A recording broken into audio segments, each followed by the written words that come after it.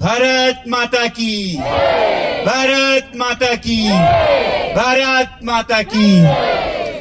या जुले नमस्ते सलाम सभी को।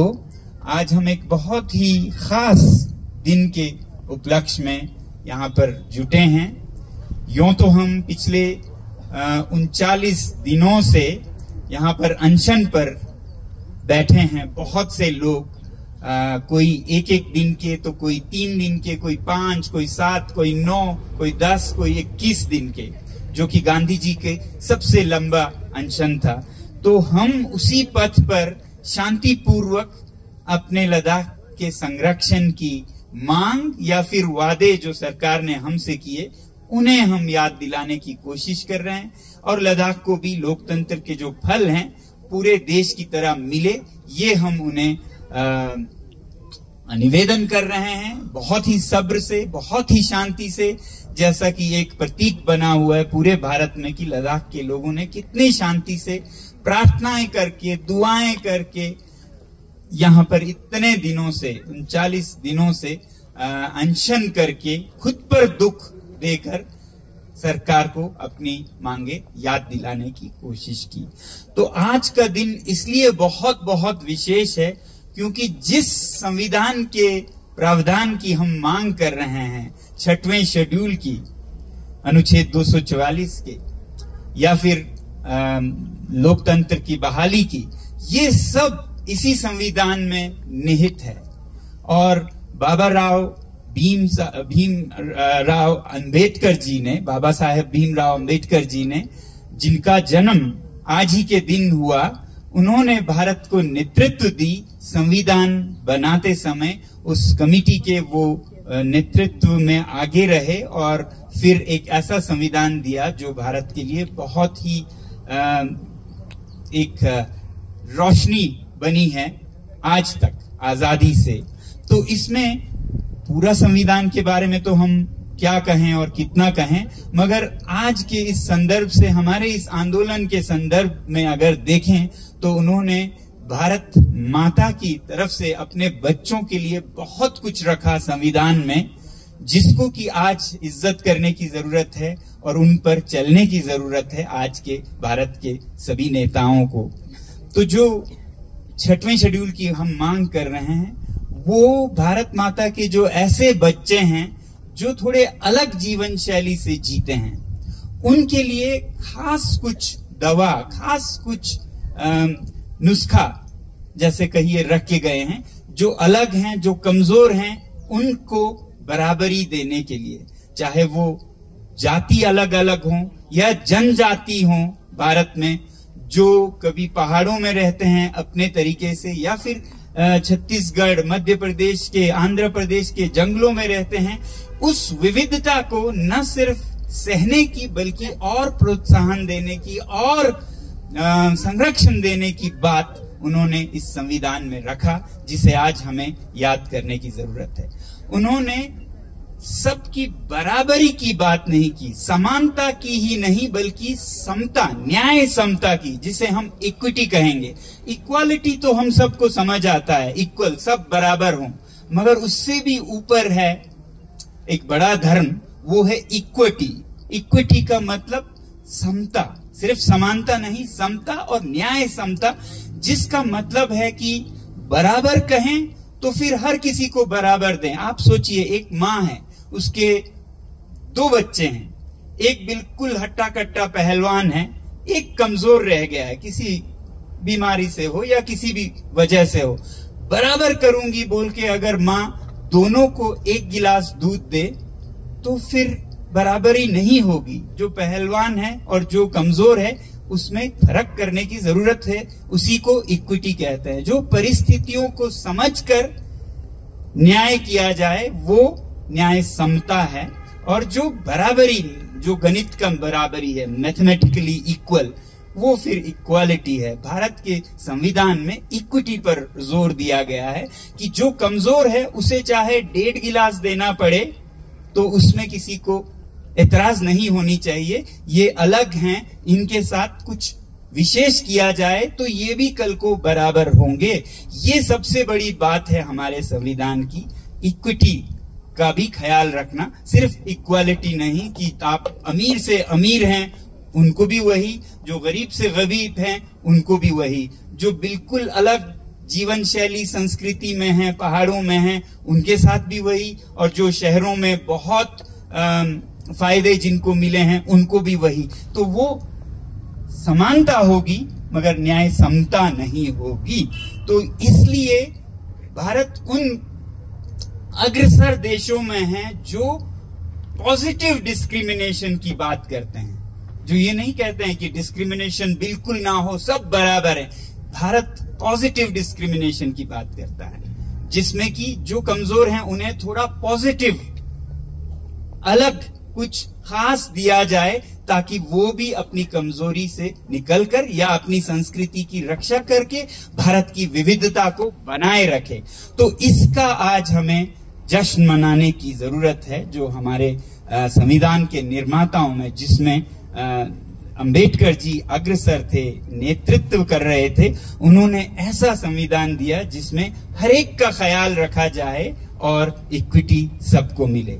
और इसी वजह से भारत में जो डिस्क्रिमिनेशन पॉजिटिव है, कहीं वो सीटों की आरक्षण हो, उसका हमें संदर्भ समझना चाहिए। बराबर हो बोलने से हम बहुत तुच्छ छोटे बन जाते हैं कि कमजोर और ताकतवर सबको बराबर हो, फिर एक देश उनका ख्याल नहीं रख रहे हैं जिनकी जरूरतें अलग हैं, जिनकी परिस्थितियां अलग हैं, जिन पर सदियों से बहुत मुश्किलातें उठाना पड़ी हैं और जिनको सब सहूलियातें, सब फायदे, फैसिलिटीज मिले हैं, उनमें कुछ पॉजिटिव डिस्क्रिमिनेशन हो, ऐसा उन्होंने रखा। और इसका एक प्रतीक, इसका एक उदाहरण है जीता जागता 6वां शेड्यूल, जो कि भारत को महान बनाता है, जो कि भारत को विश्व गुरु बनाता है कि भारत सिर्फ समानता नहीं समता की बात भी करता है।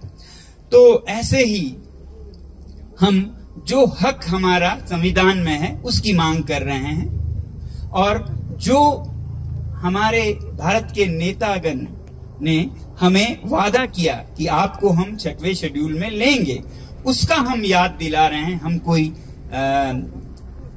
कुछ ऐसा नहीं कर रहे हैं कि जिससे भारत को तकलीफ हो।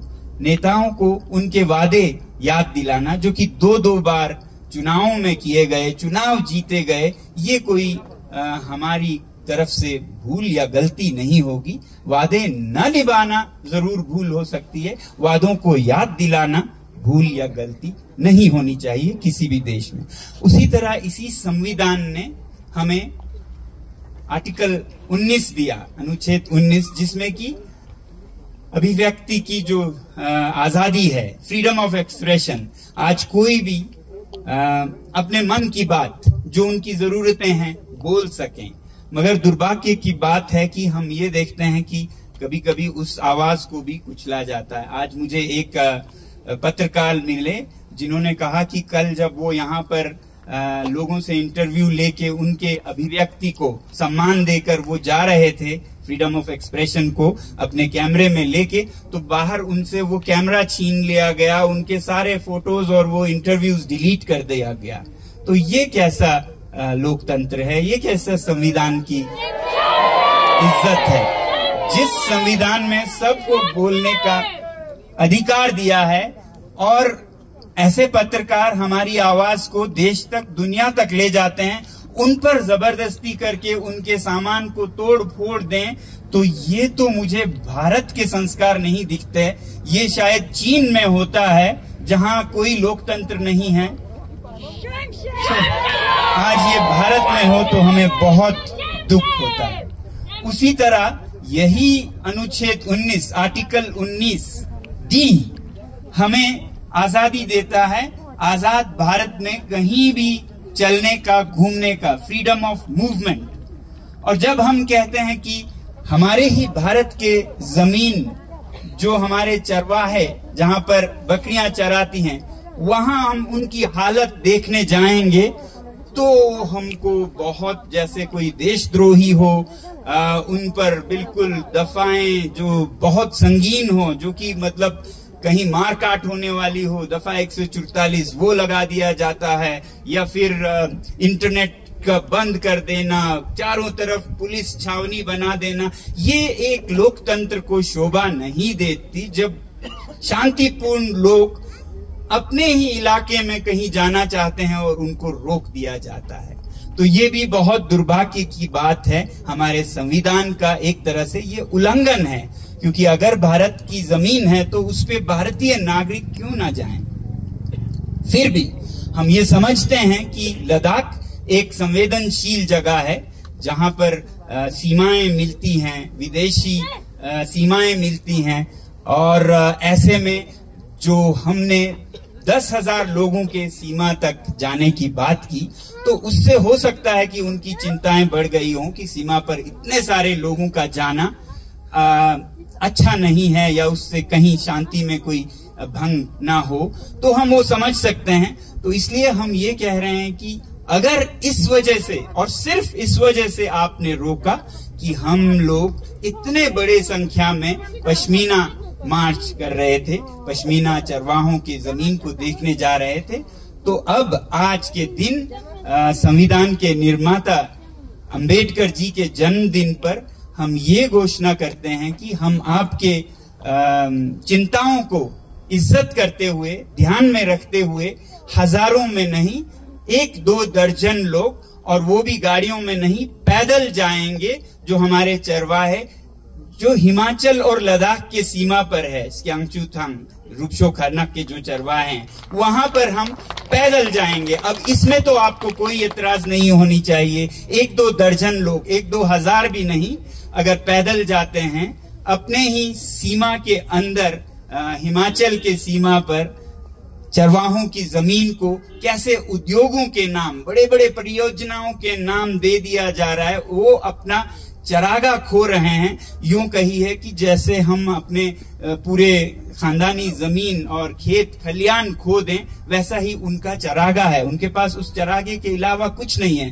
तो ये क्या हो रहा है वहां पर, उनसे बिना पूछे, बिना समन्वय के, जैसा कि 6वें शेड्यूल में अनिवार्य है कि स्थानीय जनजातियों से पूछ के उनके समन्वय से ही ऐसे किसी परियोजना के लिए जमीन दिया जाए। जमीन देने से हमें अगर भारत के काम आए तो कोई एतराज नहीं है, मगर उनको कम हानि, भारत को अधिक से अधिक फायदा हो, ऐसे तरीके से तो लिए जाए। तो इसलिए हम एक मार्च करेंगे, जो कि बहुत थोड़े ही संख्या में 1-2 दर्जन लोग अपने ही चरवाहों से मिलने जाएंगे, और इस मार्च में हम शायद उपशी से शुरू करें, ऐसा अभी भी मीटिंग चल रहा है। ये कल के मीटिंग की बात बता रहा हूं आपको, जो एपेक्स बॉडी में मीटिंग हुआ उसके अनुसार, कि हम अगर संख्याओं से समस्या है तो बहुत छोटे संख्या में और कई दिनों में हम एक पश्मीना मार्च करें, उनकी हालत को दिखाने के लिए। और ये सीमा पर भी नहीं है, ये तो बिल्कुल भारत के आजाद जमीन पर है। भारत के आजाद नागरिक वहां चल के जाएं तो किसी को कोई समस्या नहीं होनी चाहिए। और उसके बाद स्यांगचूथांग के बाद अगर सरकार को या प्रशासन को कोई एतराज नहीं हो, उन्हें कोई समस्या नहीं हो, तो और सिर्फ तब हम आगे सीमा पर भी जो चरागे हमें बताया जा रहा है कि खोए जा रहे हैं, हमारे चरवाहे बहुत सारा जमीन खो रहे हैं वहां अतिक्रमण के वजह से, तो उसकी सच्चाई क्या है वो भी देखने जाएंगे। अगर प्रशासन को कोई समस्या नहीं हो, वो हम उनसे पूछेंगे। मैं तो ये कहूंगा कि ये प्रशासन के लिए और सरकार के लिए एक सुनहरा मौका है, जब वो कहते हैं कि 1 इंच भी कहीं नहीं गया है, भारत में कुछ भी भारत की जमीन को नहीं हुआ है, तो सबसे सुनहरा मौका है ये कि वो दिखा दें लोगों को जाने के लिए, बल्कि और सहायता करें, मदद करें, और जाके देखें कि कुछ भी नहीं हुआ है, 1 इंच भी फर्क नहीं पड़ा है। तो इससे पूरे देश को इत्मीनान होगा कि जो हमारे नेता कह रहे हैं वही सच है, और वो इन्हें मदद करके सीमा तक ले जा रहे हैं, और वो भी 10-20 लोगों की टोली। तो ये एक अच्छा मौका हम सरकार को दे रहे हैं कि वो हमारे साथ सहयोग करे और हमें वहां तक जाने दे। अगर वो नहीं कहते हैं तो हम उसे सर आंखों पर मानेंगे, मगर दुनिया फिर उन पर शक करेगी, दुनिया फिर उन पर सोचेगी कि ऐसा क्या है, अगर 1 इंच भी कहीं नहीं गया है तो फिर क्यों नहीं जाने दिया जा रहा है, क्या छुपाने की बात है। तो इससे खामखा के अटकलें लगाए जाएंगे जो कि अच्छा नहीं होगा। और हमारी उम्मीद है कि ये 5 दिन तक जो हम स्क्यांगचू तक जाएंगे, उसके बाद अगर हमें अनुमति मिले, ये हम उन पर छोड़ते हैं, तो वो एक बहुत बड़ा सबूत देंगे कि भारत की जमीन पूरी तरह से सुरक्षित है। अगर वो रोकें भी तो हम नहीं जाएंगे, हम पूरा सहयोग देंगे प्रशासन से, मगर संदेश उतना अच्छा नहीं जाएगा। तो यही फर्क है।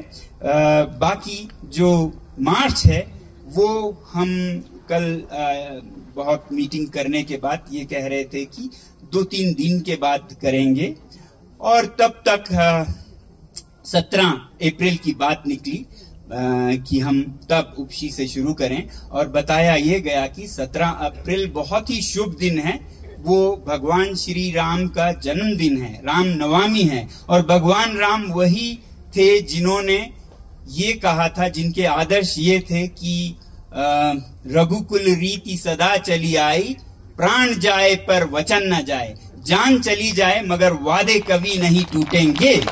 तो जो हमारे प्रधानमंत्री जी का भी मानना है भगवान श्री राम के मंदिर बनाए, मूर्ति बनाए, तो जरूर हमें उम्मीद है कि उनके आदर्शों पर भी वो चलेंगे। और ये बहुत ही एक शुभ दिन को, रामनवमी को हम ये मार्च करेंगे, जिसमें कि जो लद्दाख के साथ वादे किए हैं उस पे हम उम्मीद करेंगे कि वो इसी आदर्श का पालन करेंगे, प्राण जाए पर वचन न जाए, और हम शांति से भारत की जमीन, भारत के जो चरागे हैं वहां तक जाएंगे, और अनुमति मिला तो आगे जाएंगे। बाकी मैं ये कहूंगा अंत में कि जो ये हमारे मार्च की बात है, बहुत से लोग दिल्ली में बैठकर ये सोचते हैं कि ये हम कुछ समस्या पैदा कर रहे हैं, ये हम कुछ देश के खिलाफ कर रहे हैं। ये हम किसी के खिलाफ नहीं कर रहे हैं, सिर्फ हमारे जो चरवाहे हैं उनके समर्थन में कर रहे हैं। अगर आपको इसमें समस्या दिखती है तो फिर उनके साथ संवेदना नहीं है, जो अपनी जमीन खो बैठ रहे हैं। मैं दिल्ली के लोगों से कहूंगा कि आपको आपके घर से निकालकर किसी फ्लाईओवर के नीचे ले जाएं और कहें कि आपका घर आज से चला गया है, यहाँ पर बड़े बड़े प्रोजेक्ट बनेंगे, परियोजनाएं बनेंगे, तो आप पर क्या गुजरेगी। यही गुजर रहा है आज हमारे चरवाहों के पास साथ, क्योंकि उनकी जमीन, उनका घर वही चरागे हैं। वो अगर सैकड़ों किलोमीटर स्क्वायर छीन लिए जाते हैं उद्योगों के लिए, परियोजनाओं के लिए, तो वो बेघर होंगे। उन्हें अपने बकरियां बेचकर एक कुली की तरह शहरों में भटकना पड़ेगा। तो उनके दुख और दर्द को देखने के लिए और फिर आवाज ये देने के लिए कि आगे से ऐसा कोई भी परियोजना हो, देश के काम आए तो सर आंखों पर, मगर वो स्थानीय जनजातीय लोगों के समन्वय से करे ताकि उनको नुकसान कम हो। सिर्फ ये बात पहुंचाने के लिए हम वहां जाएंगे। मगर अगर इसे कहा जाए कि ये तो देशद्रोह ही है, ये तो इससे आजकल बहुत ऐसे बातें चला रहे हैं, तो हमें बहुत हैरानी होती है कि हम अपने वादे याद दिलाएं तो देशद्रोही कैसे हो जाते हैं। वादा तोड़े तो होते, मगर सिर्फ याद दिलाने से ये कहें कि लद्दाख के लोग चीन के एजेंट हैं या सोनाम वांगचुक चीन के एजेंट हैं, तो वो सिर्फ एक सोनाम वांगचुक को नहीं कह रहे हैं, पूरे लद्दाख को कह रहे हैं, जो कि बहुत दुर्भाग्यपूर्ण है। और इसी वजह से लोगों में एक एलियनेशन जिसे कहते हैं, दूरी पैदा हो सकती है देश से, जो कि बहुत दुर्भाग्यपूर्ण होगा। हम नहीं चाहते वो लोग जिन्होंने हर जंग में, हर युद्ध में भारतीय सेना के साथ मिलकर देश की रक्षा की, आज उन्हीं को हम कहें ये तो सीआई के फंडेड हैं, ये तो चीन के फंडेड हैं। ये बचकनी हरकतें हैं जो शायद कोई डरा हुआ नेता कर रहा हो अपने कुछ गलतियों को छुपाने के लिए, वरना कोई भी अच्छा नेता भारत का ऐसा नहीं करेगा। ऐसे बचकने हरकतों को रोक देने की जरूरत है। हम देख रहे हैं बहुत से लोग इसमें व्यस्त हैं आजकल कि लद्दाख के लोगों को कैसे भारत विरोधी घोषित कर दिया जाए, या जो इस आंदोलन में है उनको तो करे ही। ऐसा कोई विरोध नहीं है, और होगा तो शायद ऐसे बचकने हरकतों के वजह से होगा, जो कि बहुत दुर्भाग्यपूर्ण होगा। क्योंकि रहीम कहते हैं कि रहीमन धागा प्रेम का, जो प्यार का धागा है देश और लद्दाख के बीच में, रहीमन धागा प्रेम का, ना तोड़ो चटकाए टूटने ना दो, टूटे फिर ना जुड़े, जुड़े तो गांठ पड़ जाए। ये धागा जो है प्रेम का, टूटे फिर न जुड़े और जुड़े तो एक गांठ पड़ी रह जाती है, वो पहले के जैसा नहीं होता है। तो मुझे उम्मीद है आप सभी लोगों के तरफ से कि प्रशासन से या सरकार से या सरकारी एजेंसियों से ऐसा कोई काम शॉर्ट साइटेड पल भर के फायदों के लिए ऐसा कोई काम नहीं किया जाएगा जिससे कि लद्दाख के दिलों में दूरियां पैदा हो या दिल को ठेस पहुंचे। तो इसलिए ऐसी बातें कहना अच्छी बात नहीं है। हम तो सिर्फ यहाँ के लोगों की दर्द सरकार तक पहुंचाने की कोशिश कर रहे हैं, जिसकी की पूरी आजादी है इसी संविधान में। तो उसमें हमारा सहयोग दें, न दें तो कम से कम विरोध न करें। तो ये मैं आज इस मंच से संविधान के बारे में कहते हुए आप सभी से कहना चाहता था और घोषणा ये करना चाहता था कि हम थोड़े ही संख्या में लोग आप में से जुड़ना चाहें जुड़ें, इस पश्मीना मार्च पर जाएंगे और गांव के लोग उनको हम समझाते जाएंगे कि ये कैसे हमारे संरक्षण की, हमारे पर्यावरण की संरक्षण करना कितनी जरूरी है। वो एक गांव से दूसरे गांव तक जुड़ें तो जुड़ें, वरना हमें कोई संख्या से मतलब नहीं है, ना ही हम किसी का हानि पहुंचाना चाहते हैं। हम सिर्फ अपनी आवाज पहुंचाना चाहते हैं, जिससे कि संविधान हमारी अभिव्यक्ति की जो स्वतंत्रता है, फ्रीडम ऑफ एक्सप्रेशन, वो यही संविधान रक्षा करेगी। हमारी ये उम्मीद है। आप सभी का बहुत बहुत धन्यवाद और हम ये आवाज पहुंचाते रहेंगे नेताओं से। मैं तो यही अंत में कहूंगा कि बजाय इसके कि लद्दाखियों में खामियां ढूंढने लगे कि ये लद्दाखी लोग बहुत गंदे हैं, ये एजेंट हैं, ये हैं, वो हैं, ज्यादा अच्छा होगा कि जो वादे हैं उन पर बात करें, उस पर आप हमारे नेताओं से बातचीत करें और वादे पूरे करने पर ध्यान दें, ना कि वादों को याद दिलाने वालों पर तमाम इल्जाम लगाकर उनको कालिक पोतने की कोशिश करें। इसी प्रार्थना के साथ मैं आप सभी का फिर धन्यवाद।